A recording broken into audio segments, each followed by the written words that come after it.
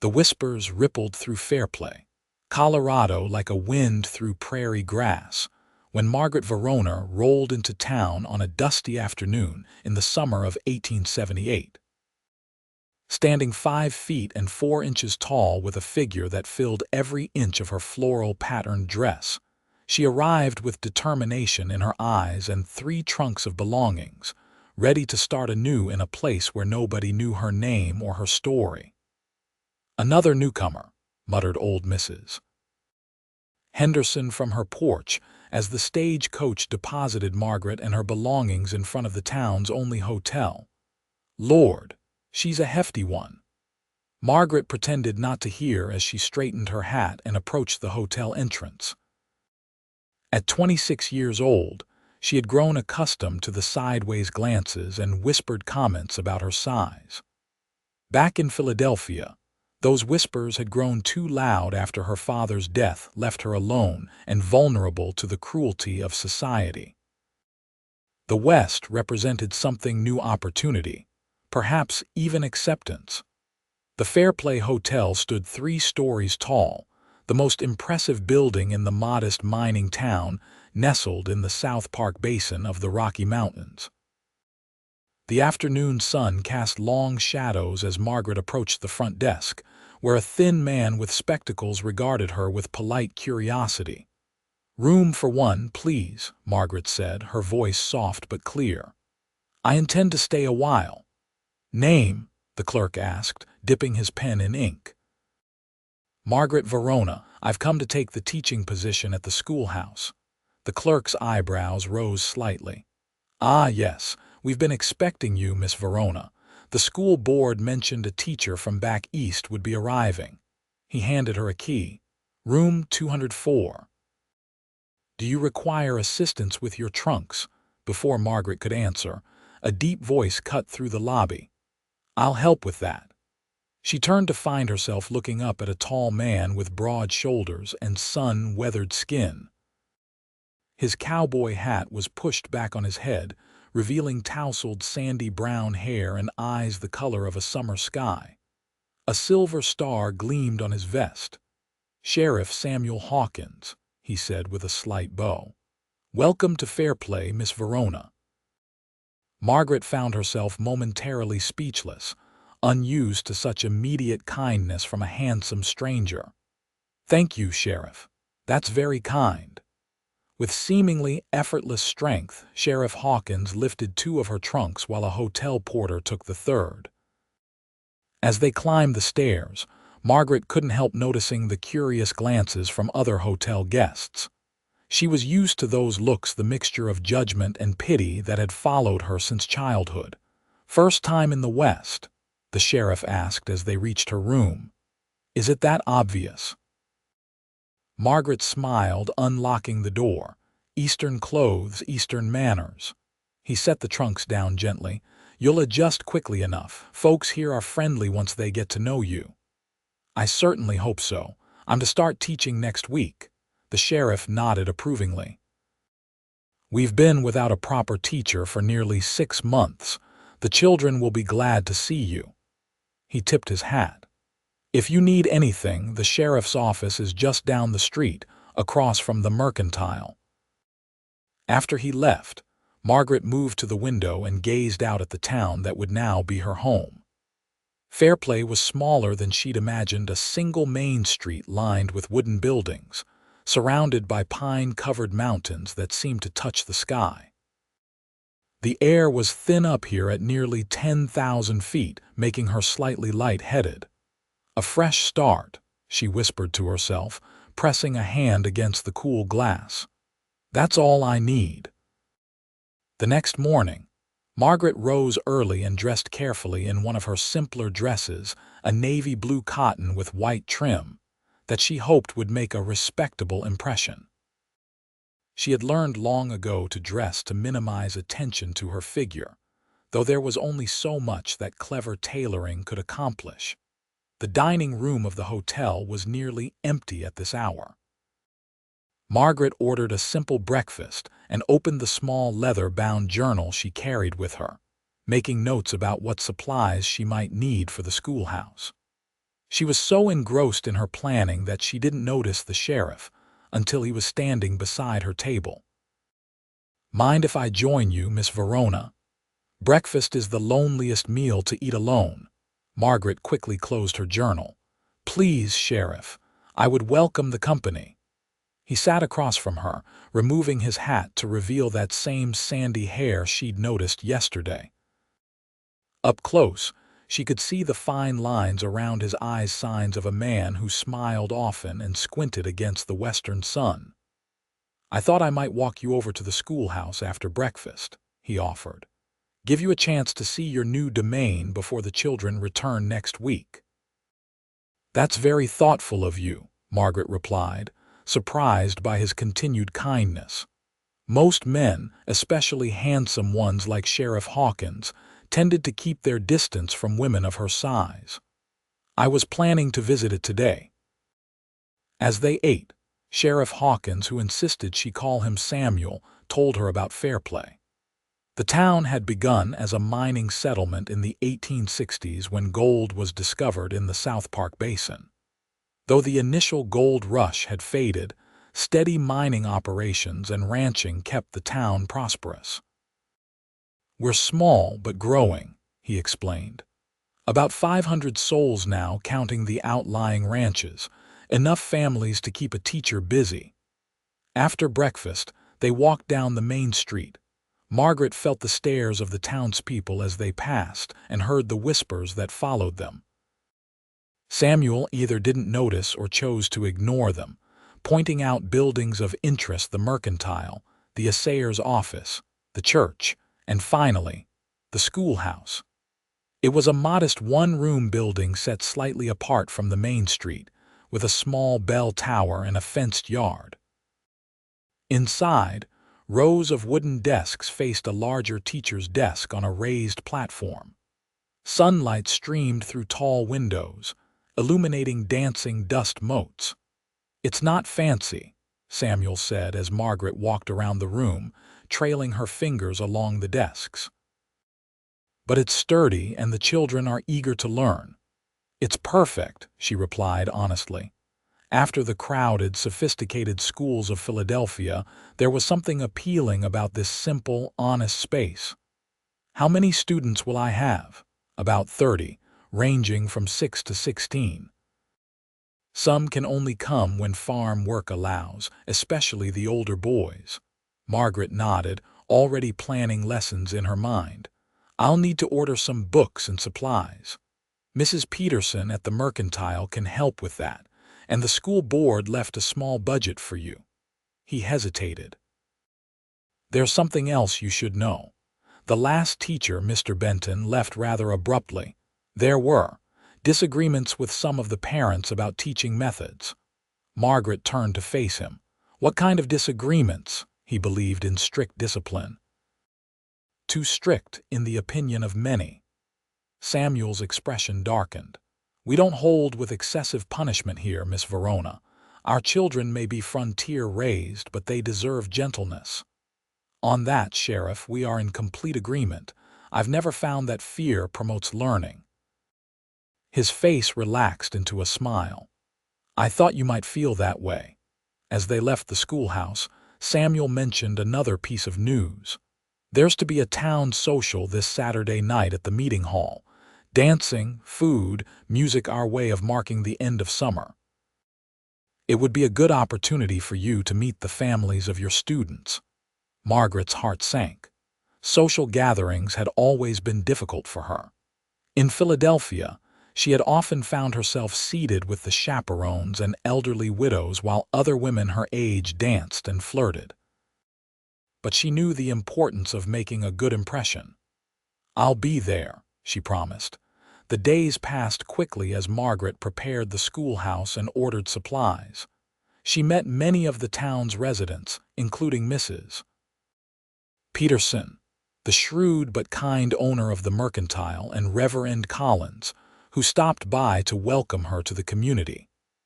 Several mothers brought their children to meet their new teacher ahead of time, and Margaret was pleased by their polite manners and bright eyes.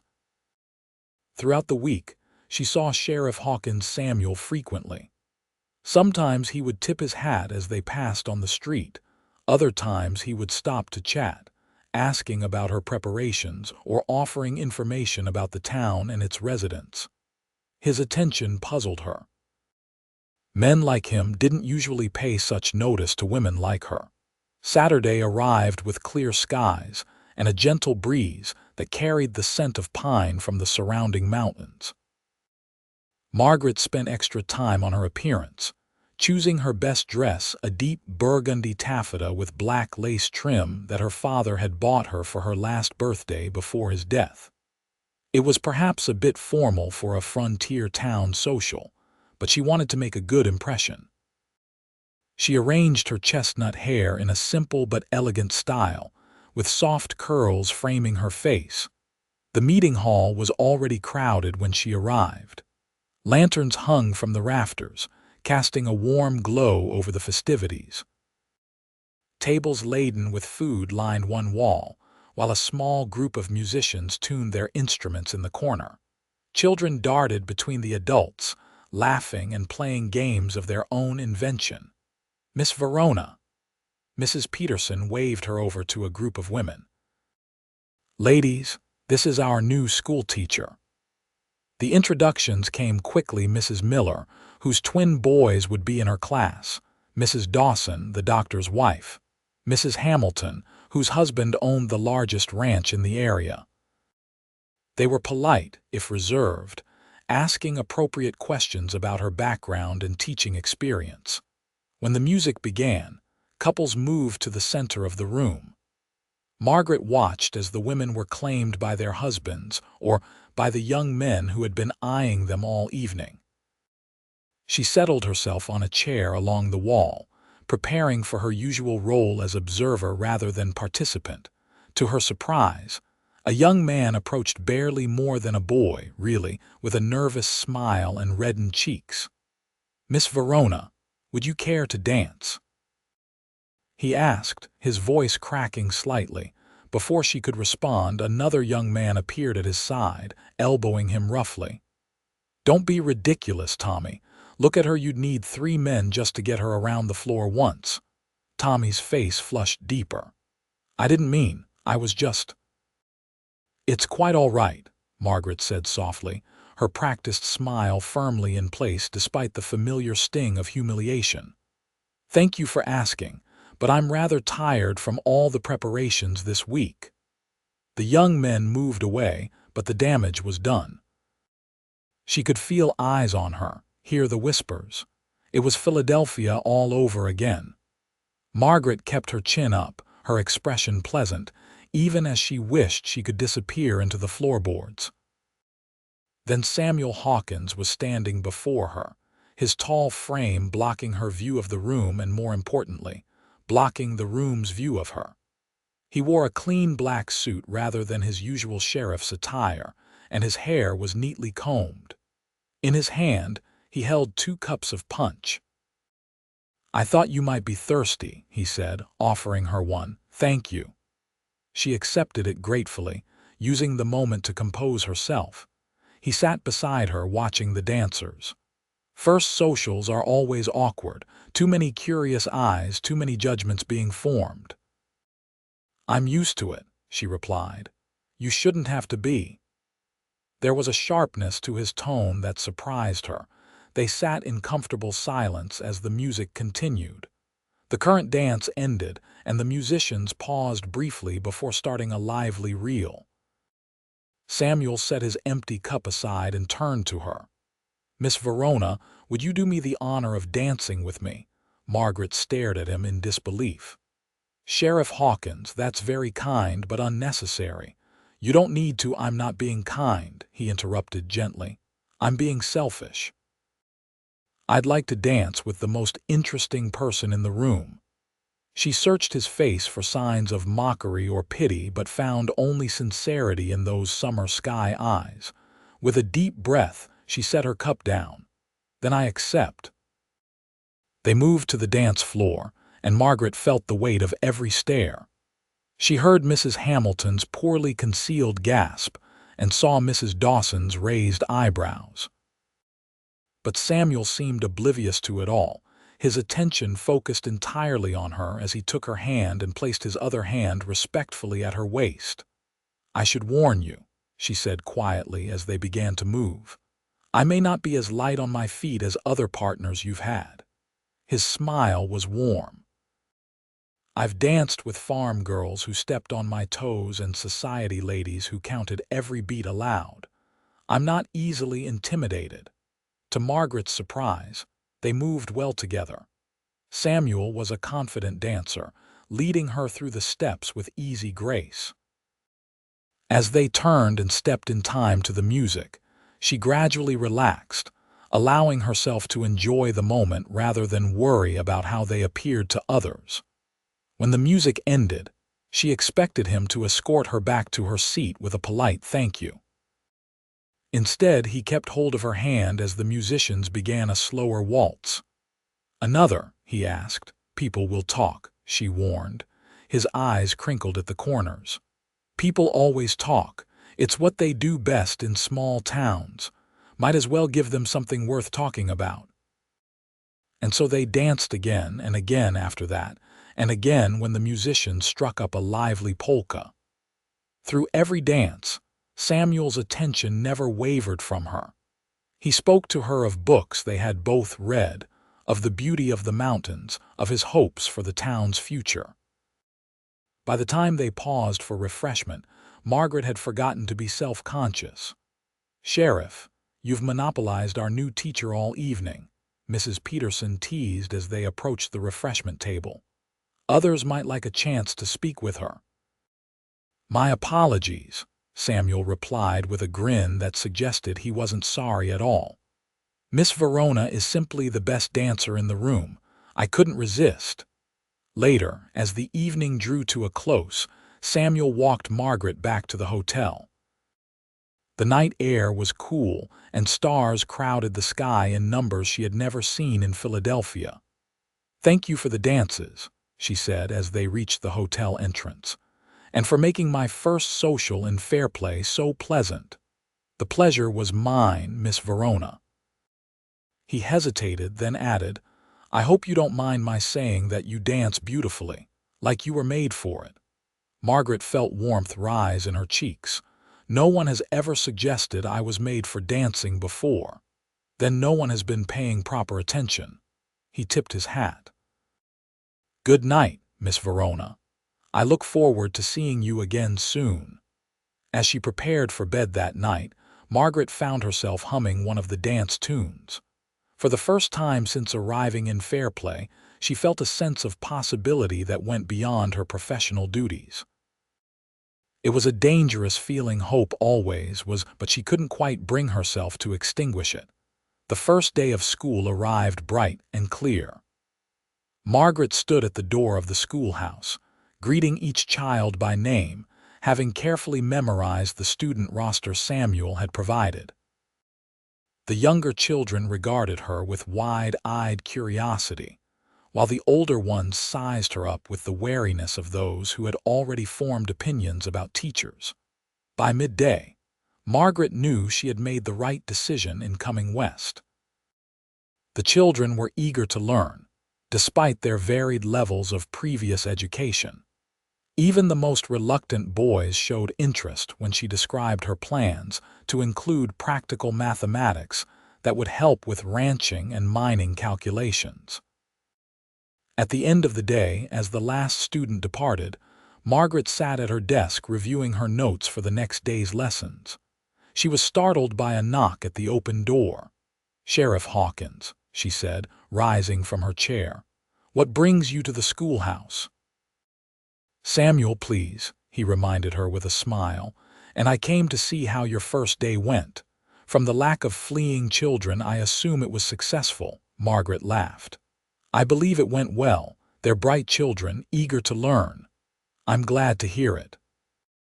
He stepped further into the room, removing his hat. "I also wanted to ask if you might consider joining me for dinner at the hotel restaurant this evening, to celebrate your successful first day." Margaret hesitated.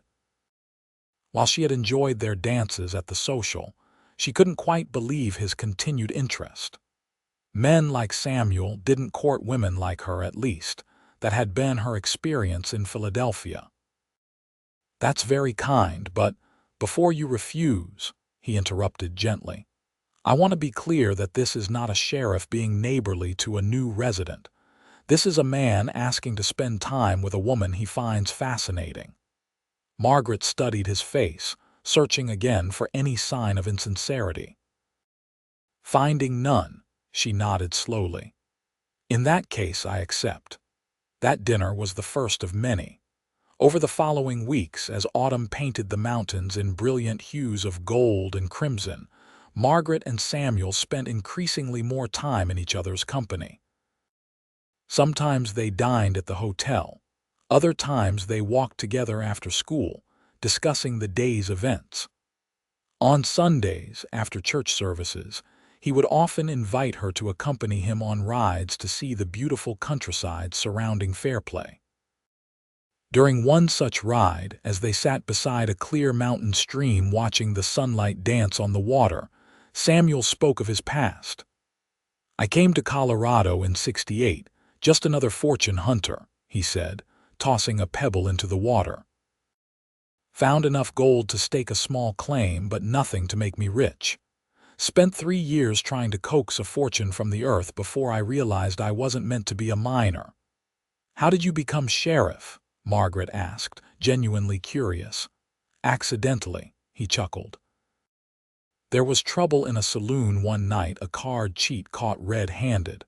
I stepped in, calmed things down before anyone got shot. The previous sheriff was getting on in years and said he'd been looking for someone with a level head. Offered me the job the next day."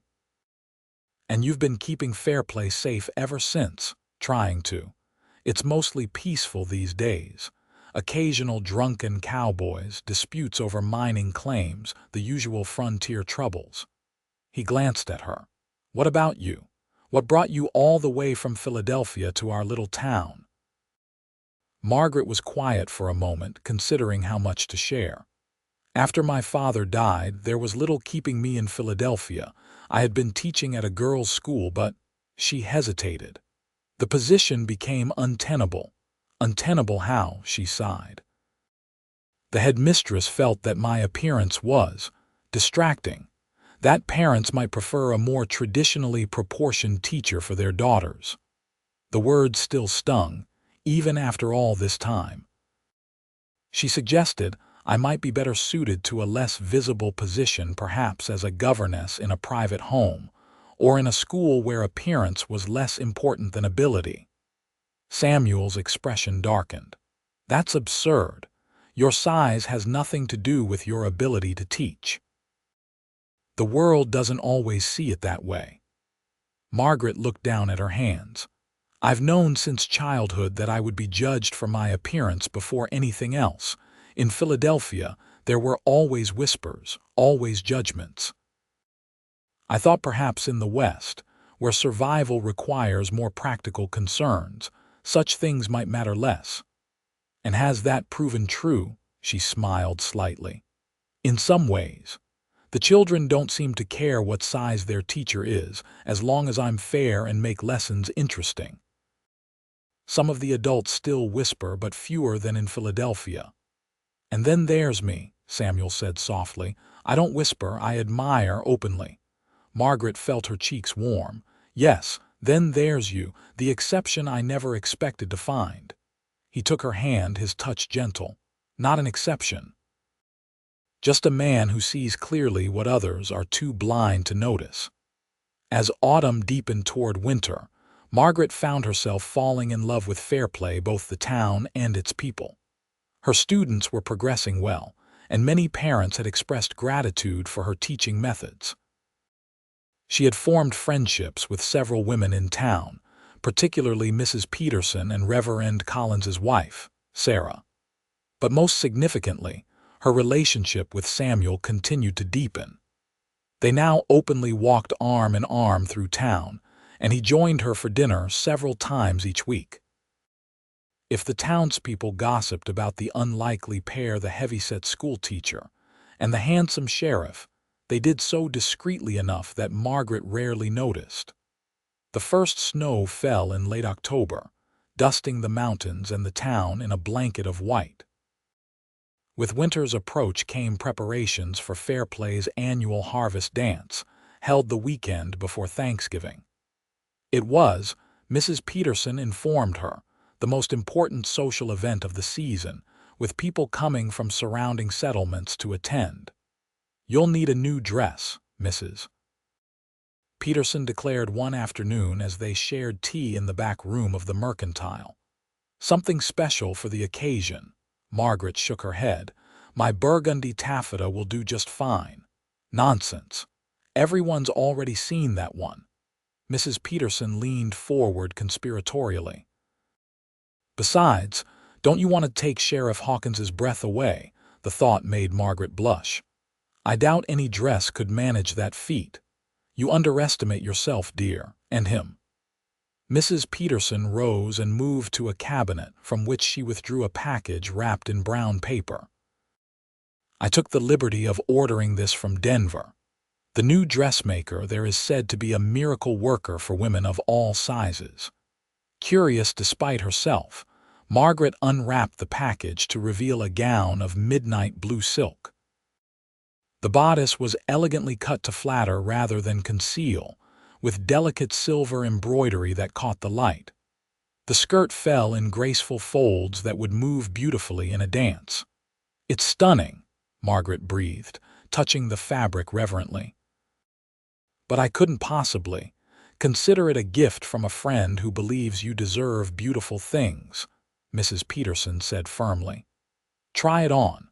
I had it made to your measurements. I'm quite observant, you know." The dress fit perfectly, as if made by a dressmaker who understood that beauty came in all sizes. Standing before the mirror in Mrs. Peterson's back room, Margaret hardly recognized herself. The rich blue color made her skin glow and brought out amber highlights in her chestnut hair. The cut of the bodice emphasized her natural curves in a way that felt elegant rather than excessive. "There," Mrs. Peterson said with satisfaction. "Now you're ready to dance every dance with your sheriff." The night of the harvest dance arrived with clear skies and a full moon that turned the snow-covered landscape into a sea of silver.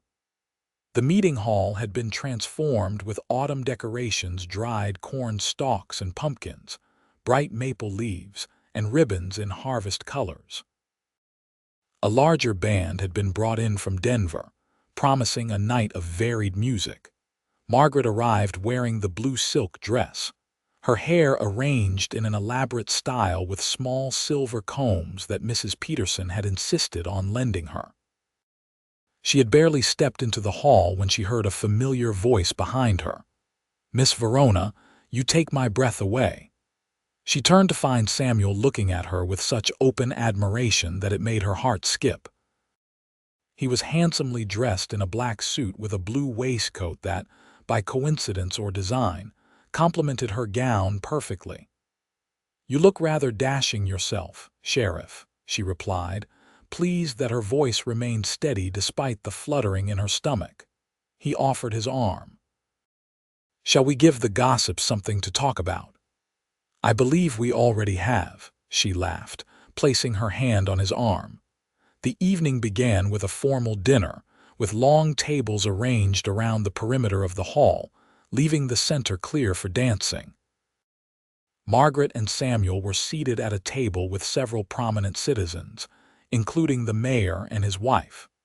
Throughout the meal, Samuel's attention never wavered from her, despite attempts by others to draw him into discussions of town business. When the tables were cleared and the band began to play, Samuel immediately asked Margaret for the first dance. As they stepped onto the floor, she noticed several young men approaching, including Tommy, who had attempted to ask her to dance at the previous social. Before any of them could reach her, Samuel's arm circled her waist, and they were moving to the music. The other men retreated, recognizing the claim he had staked. "You've scared away my other potential partners," Margaret teased as they waltzed. "Good," he replied with a grin. "I intend to dance every dance with you tonight." And he did. From the opening waltz to the final reel, Samuel claimed Margaret for every dance. They paused only for brief refreshments, always returning to the floor as soon as the music began again. If anyone found it unusual or inappropriate, they kept their opinions to themselves, at least within earshot. During a particularly lively Virginia reel, Margaret noticed Mrs. Hamilton whispering to Mrs. Dawson, both women glancing in their direction with undisguised curiosity. But for perhaps the first time in her life, Margaret found she didn't care what others thought.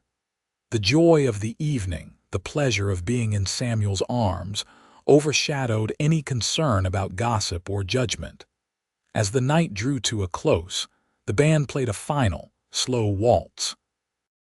Samuel drew Margaret closer than was strictly proper, his cheek nearly touching her hair as they moved in perfect harmony. "Margaret," he said softly, using her given name for the first time, "I need to tell you something." Her heart quickened at his serious tone. "Yes." "When I first saw you step off that stagecoach, I thought you were the most beautiful woman I'd ever laid eyes on." She started to protest, but he gently pressed on. "Let me finish. It wasn't just your face, though that's lovely enough. It was the way you held yourself with dignity and grace, despite the whispers that followed you. I saw strength in you and kindness, and a determination that matched my own." They continued to dance as he spoke, their steps slowing to little more than a gentle sway. "These past weeks, getting to know you has only confirmed what I suspected from the first, that you're extraordinary in every way that matters. Your intelligence, your compassion for the children, your courage in coming west alone. Everything about you calls to me." Margaret could hardly breathe, caught between disbelief and hope. "Samuel, I know it's soon," he continued. "Perhaps too soon by Eastern standards, but out here we don't waste time when we find something precious." He drew back slightly to look into her eyes. "I'm falling in love with you, Margaret Verona. I believe I started falling the moment you arrived in Fairplay." Tears pricked at Margaret's eyes. "I never thought to hear such words, not from someone like you. Someone like me, handsome, respected, kind. Men like you don't notice women like me." Samuel's expression softened. "Then men like me are fools, because women like you, strong, beautiful, true-hearted, are the rarest treasures in this world." The music ended, but they remained in each other's arms, oblivious to the couples departing around them. In that moment, the meeting hall might as well have been empty but for the two of them. "I'm falling in love with you too," Margaret whispered, "against all my better judgment." His smile was like sunrise breaking over the mountains. "Then your judgment isn't as good as I thought." The days following the harvest dance were filled with a new sweetness for Margaret. Her relationship with Samuel was now openly acknowledged throughout Fairplay, with most residents responding with warm approval. Even Mrs. Hamilton, who had initially been among the most critical of Margaret's size, grudgingly admitted that the sheriff and the schoolteacher made a handsome couple. Winter descended on Fairplay with a vengeance in early December, bringing heavy snowfalls and bitter winds that howled down from the mountains. The schoolhouse was kept warm by a large iron stove that Samuel made sure was well stocked with firewood each morning. Often, he would arrive early to build the fire before Margaret's students arrived, using these quiet moments for private conversations. "Christmas is coming," he mentioned one such morning, watching as she arranged books on her desk. "Do you have plans?" Margaret shook her head. "Not really, Mrs.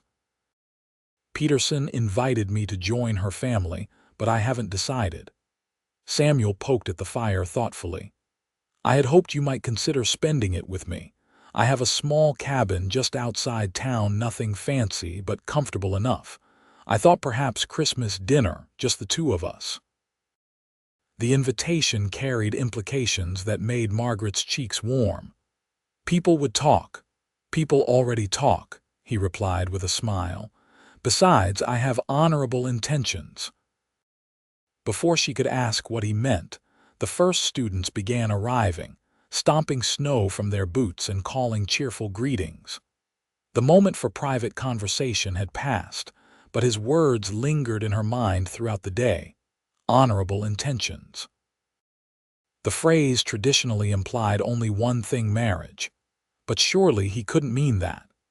Despite his professed admiration, despite the dances and dinners and walks, Margaret couldn't quite believe that Samuel Hawkins, the most eligible bachelor in Fairplay, would consider marrying her. That evening, a blizzard blew in from the mountains, forcing school to close early the next day. Samuel insisted on escorting Margaret back to the hotel, fighting through wind-driven snow that made it difficult to see more than a few feet ahead. "You should stay at the hotel until this passes," Margaret said as they stamped snow from their boots in the hotel lobby. "The streets aren't safe. Worried about me?" he teased, unwinding his scarf. "Of course I am. It would be a terrible Christmas present if Fairplay's sheriff froze to death in a blizzard." His expression softened. "Speaking of Christmas presents, I have something for you." He reached into his coat and withdrew a small package wrapped in brown paper and tied with string. "I was going to wait until Christmas Day, but perhaps now is better, just in case I do freeze to death out there." Margaret took the package, her fingers trembling slightly. "Should I open it now, please?" She carefully untied the string and unwrapped the paper to reveal a small velvet box. Her heart pounded as she opened it to find a ring nestled inside, a simple but elegant design with a single pearl surrounded by tiny diamonds. "It was my mother's," Samuel said quietly. "My father gave it to her when they decided to come west together, leaving everything they knew behind for a new life. It seems fitting now." Margaret looked up at him, hardly daring to believe what the ring implied. "Samuel." He took the box from her hands and removed the ring. "Margaret Verona, I know we've known each other only a short time, but in that time you've become the center of my world. Your courage, your kindness, your beautiful spirit, everything about you makes me want to be a better man." He took her hand. "Will you marry me? Will you make a new life with me here in Fairplay?" For a moment, Margaret couldn't speak. All the doubts and fears that had haunted her since childhood rose up like shadows, the conviction that no man would ever truly want a woman of her size, that she would always be an object of pity or mockery, never of sincere desire. But looking into Samuel's eyes, seeing the unwavering love there, those shadows began to recede. He had danced every dance with her. He had chosen her, openly and without reservation, before the entire town. And now he was offering her a future she had never dared to imagine. "Yes," she whispered, tears spilling onto her cheeks. "Yes, I'll marry you." Samuel slipped the ring onto her finger, then gathered her into his arms, heedless of the hotel staff and guests who had paused to watch the scene unfold. When he kissed her, it was with such tenderness and passion that Margaret forgot everything else: the storm outside, the onlookers, the years of doubt and loneliness. In that moment, there was only Samuel and the promise of their life together. News of their engagement spread through Fairplay faster than the blizzard that continued to rage for 3 days. When Margaret finally returned to the schoolhouse, she found a bouquet of dried flowers on her desk, a winter offering from her students, accompanied by a card signed by them all, congratulating their teacher on her engagement. "The children are pleased," Reverend Collins remarked when he stopped by later that day. "As are most of the parents. You've become quite beloved in your short time here, Miss Verona." "Thank you, Reverend. That means a great deal to me." The minister hesitated, then added, "I understand you have no family coming for the wedding." Margaret nodded. My parents are both gone and I have no siblings. Then perhaps you'll allow the town to be your family, Mrs. Collins and several of the ladies are already discussing plans for the celebration with your approval, of course. Touched by the offer, Margaret agreed. In Philadelphia, she had been an outsider, tolerated but never truly accepted. Here in Fairplay, she had found not only love but community. The wedding was set for New Year's Day, a symbolic beginning for their life together. Despite the winter conditions, preparations moved forward with enthusiasm. The dress that Mrs. Peterson and several other women created for Margaret was a wonder of ivory silk and delicate lace, designed to flatter her figure rather than disguise it. Samuel, meanwhile, ordered a new suit from Denver, refusing to be married in his sheriff's attire. Christmas Day arrived with clear skies and brilliant sunshine that turned the snow-covered landscape into a dazzling expanse of white. As planned, Margaret spent the day at Samuel's cabin, a cozy structure built of sturdy pine logs, with a stone fireplace and simple but well-crafted furniture. "It's not what you're used to," Samuel said as he showed her around, "but we can make changes, or even build something new if you prefer." Margaret ran her hand along the smooth wood of the dining table. "It's perfect just as it is. It feels like a home, not just a house." They prepared Christmas dinner together, a plump chicken Samuel had traded for with a local farmer, potatoes and preserved vegetables from his root cellar, and an apple pie Margaret had baked at the hotel kitchen the day before. As they worked side by side in the small kitchen, Margaret felt a deep contentment unlike anything she had known before. After dinner, they sat before the fire, Margaret nestled against Samuel's side, his arm around her shoulders. "Are you sure about this?" she asked softly. "About me?" "There's still time to change your mind." Samuel tilted her face up to his. "I have never been more certain of anything in my life. I love you, Margaret Verona, every inch of you, inside and out. Even though people still whisper, even though some think you could do better." His expression hardened slightly. "Those who whisper don't know your heart as I do, and as for doing better, impossible. There is no woman in this world or the next who could be better for me than you are." To prove his point, he kissed her with such thoroughness that all her doubts were temporarily silenced. When they finally parted, both slightly breathless, he pressed his forehead to hers. "1 week," he murmured. "1 week and you'll be Mrs. Samuel Hawkins." "It can't come soon enough," she replied. New Year's Day dawned bright and cold, with the temperature well below freezing but the sky a perfect, cloudless blue. The church had been decorated with evergreen boughs, red berries, and ribbons, creating a festive atmosphere despite the winter season. Margaret prepared in a room at the hotel with the assistance of Mrs. Peterson, Sarah Collins, and several other women who had become friends over the past months. As they helped her into the ivory silk dress and arranged her hair, their conversation was filled with the traditional advice and gentle teasing given to brides throughout time. "You look radiant, Mrs. Peterson declared as she placed a small wreath of winter berries and evergreen on Margaret's head. "Sheriff Hawkins won't know what hit him." "I'm still not entirely convinced this isn't a dream," Margaret admitted, looking at her reflection in the mirror. The woman who gazed back at her was indeed radiant, her eyes bright, her cheeks flushed with excitement, her figure elegantly displayed by the carefully designed gown. "Not a dream," Sarah assured her, "though perhaps a bit of a fairy tale. The handsome sheriff and the beautiful schoolteacher, it's quite romantic." Margaret smiled at the description. Never before had she been included in such stories. The heroines were always slender, delicate creatures, not women of her size.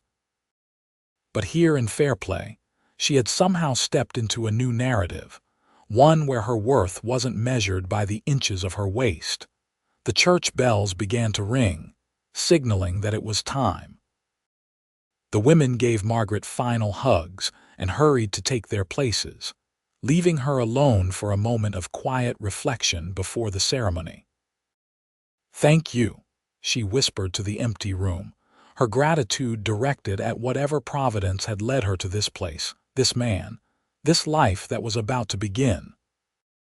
The small church was filled to capacity when Margaret entered on the arm of Mayor Wilson, who had offered to give her away in the absence of her father. Every resident of Fairplay seemed to be present, along with many from the surrounding area.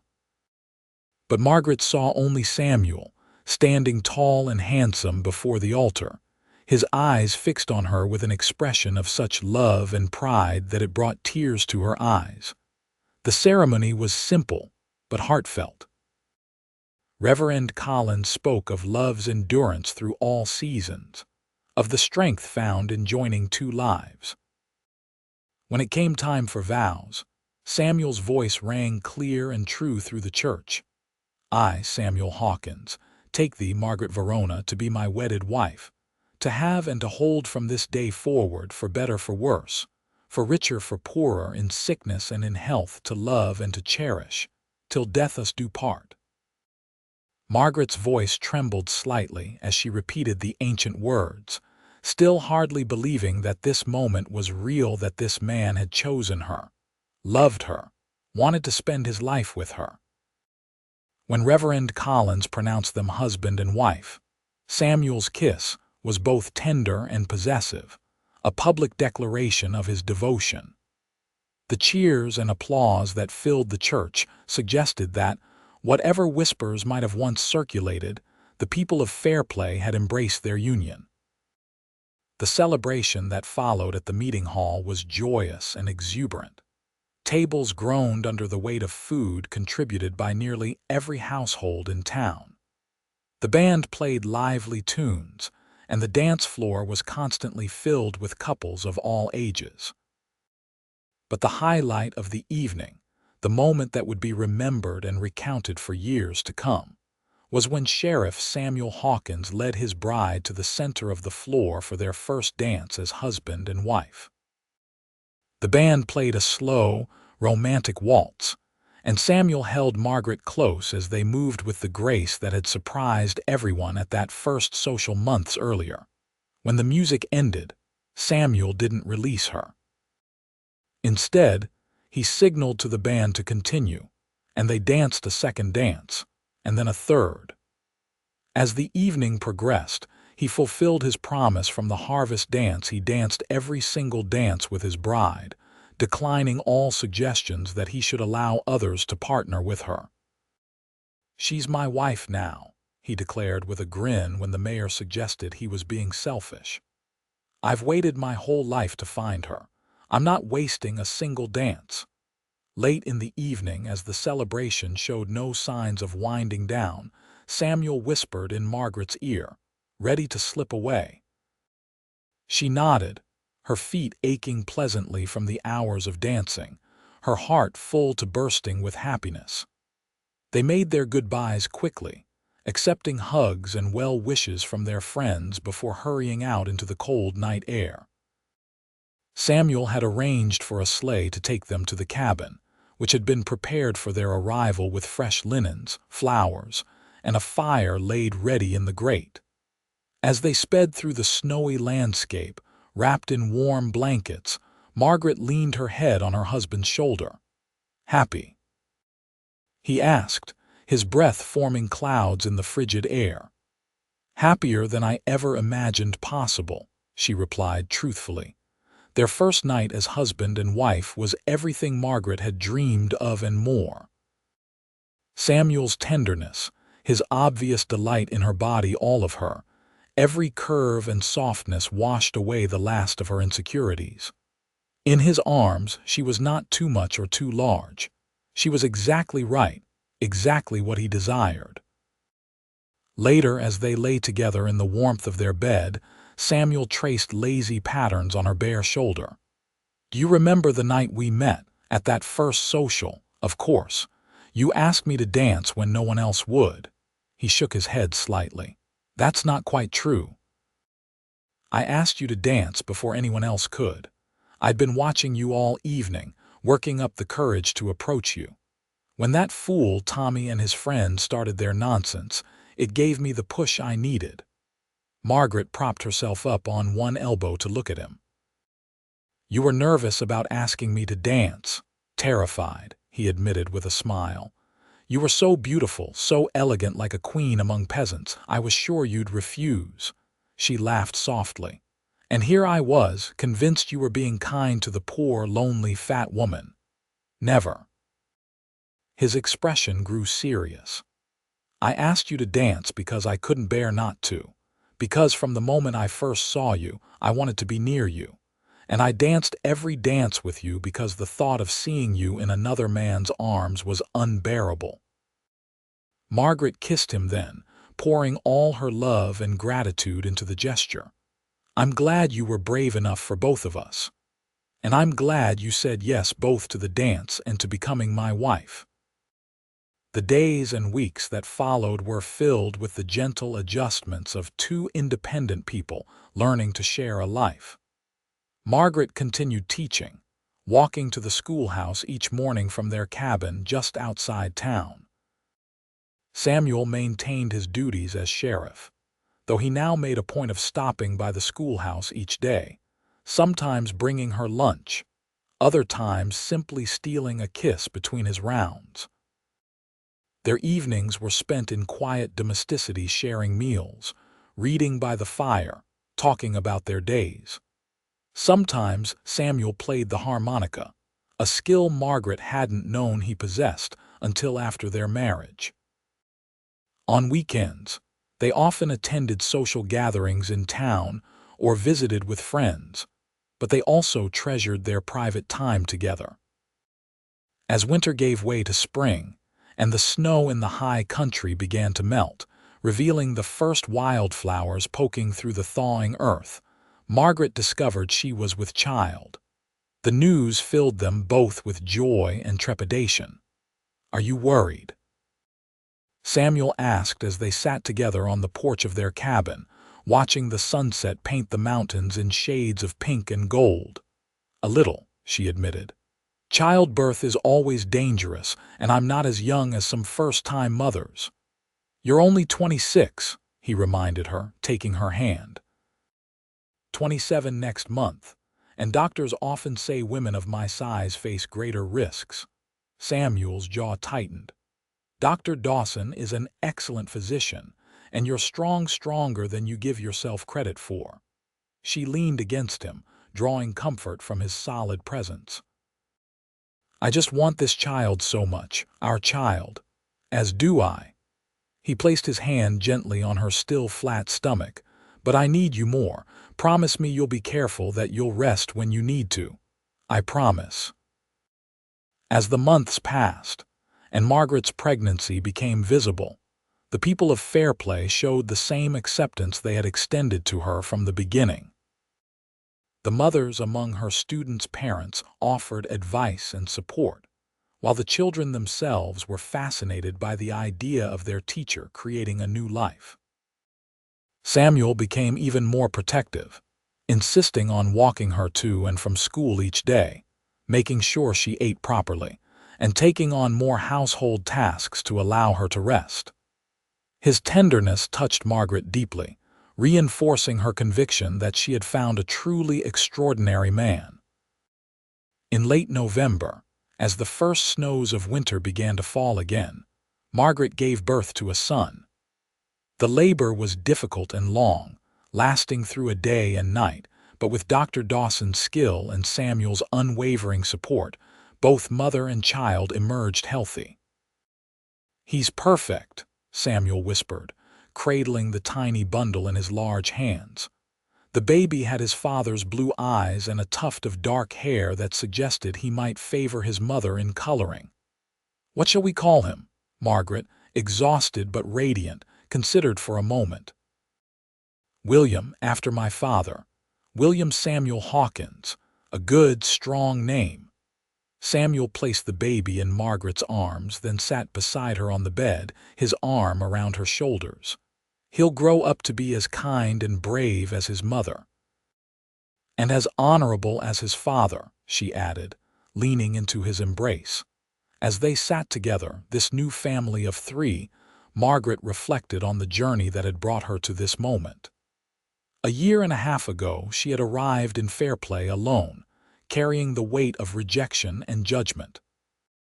She had expected, at best, professional respect and perhaps some measure of acceptance. Instead, she had found love, deep, unconditional love from a man who saw beyond society's narrow definitions of beauty. She had found community in a town that had embraced her for her character rather than judging her for her size. And now she had found the joy of motherhood, a gift she had once feared might be denied her.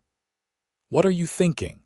Samuel asked, noticing her contemplative expression. "I'm thinking about that first dance," she replied softly. "How it changed everything, how you changed everything." He smiled, the same warm smile that had first captured her heart.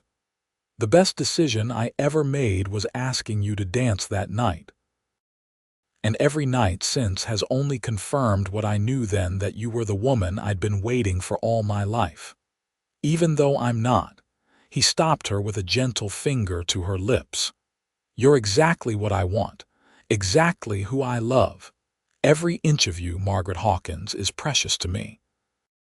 As if in agreement, little William made a soft cooing sound, his tiny fingers curling around his mother's thumb. Samuel laughed and pressed a kiss to Margaret's forehead. "Our son approves of his mother too, it seems." In the years that followed, the Hawkins family grew and thrived. Margaret continued teaching until the birth of their second child, a daughter they named Emma, 2 years after William. After that, she chose to focus on raising their children, though she remained involved with the school, often substituting when needed or helping with special projects. Samuel served as sheriff for another decade before being elected mayor of Fairplay, a position that allowed him to help shape the growing town's future. Under his leadership, Fairplay expanded its businesses, improved its roads, and built a proper hospital developments that brought new prosperity to the community. Their children grew strong and healthy, with William inheriting his mother's intelligence and his father's sense of justice, while Emma showed early signs of Margaret's teaching ability and Samuel's charm. The family cabin expanded into a proper house, with rooms added as needed, always maintaining the cozy warmth that had characterized their first home together. Throughout their marriage, through joys and sorrows, through the challenges of frontier life and the rewards of watching their children grow, one tradition remained constant. At every social, every celebration, every opportunity to dance, Samuel Hawkins asked his wife first and danced every song with her. Some newcomers to town found it odd, this handsome man's devotion to his heavyset wife. But those who had been in Fairplay from the beginning understood. They had witnessed the love story unfold, how a single dance had grown into a lifetime of harmony, how a moment of kindness had blossomed into enduring love. On their 20th wedding anniversary, the town threw a celebration in their honor. The meeting hall was decorated as it had been for their wedding, with evergreens and red berries, and many of the same people who had witnessed their vows gathered to commemorate their life together. As the band played the same waltz that had accompanied their first dance as husband and wife, Samuel led Margaret to the center of the floor. Though they were older now, his hair streaked with silver, her figure softened further by the years, and childbearing, they moved with the same grace that had once surprised the townsfolk. 20 years, Margaret murmured as they danced. Sometimes I still can't believe it. Samuel's eyes, still as blue as the summer sky, crinkled at the corners as he smiled.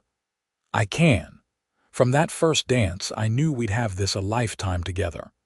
Even though people thought you were settling, even though some probably still do." He shook his head, his expression serious despite the celebration around them. "No one who truly knows us thinks that, and anyone who does is blind to what matters most." He pulled her closer, his voice dropping to a whisper meant only for her. "You are the greatest blessing of my life, Margaret Hawkins. The woman who made my house a home, who gave me beautiful children, who has stood beside me through everything. I have never, for a single moment, regretted asking you to dance that night."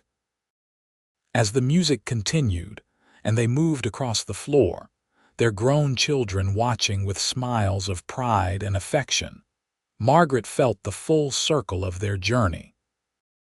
From the lonely woman who had stepped off a stagecoach in a strange town, to the beloved wife, mother, and community member she had become, it was a transformation built on love, acceptance, and the courage of a man who had seen her true worth when others looked away.